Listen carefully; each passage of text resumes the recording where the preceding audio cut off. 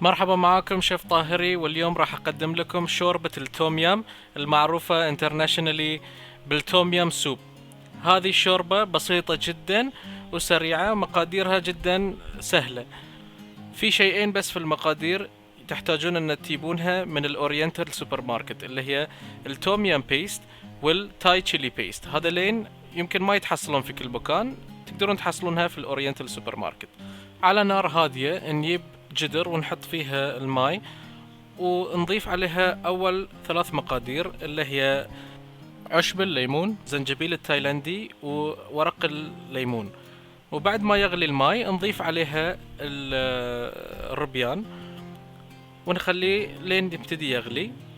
بعد ما شفنا ان الماء بدأ يغلي نضيف عليه باقي المقادير اللي هو شيتاكي مشروم والمشروم الأبيض والفلفل الأخضر والفلفل الأحمر. هذه هو التاي تشيلي بيست، وهاي هو التوم يام بيست. هذه اللي قلت لكم تجيبونها من الأورينتال سوبر ماركت. بعدين نبتدي نحرك الخلطة هذه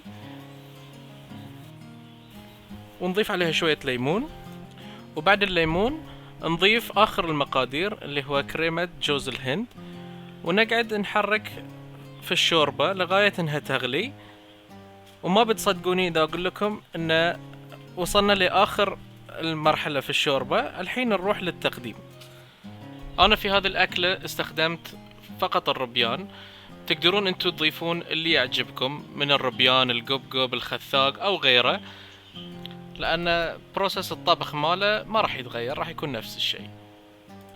وفي النهاية بألف صحة وعافية. اتمنى ان هذا الفيديو نال اعجابكم. لا تنسون تعملون لايك وتتابعوني على هاي القناة. معاكم شيف طاهري، مع السلامة.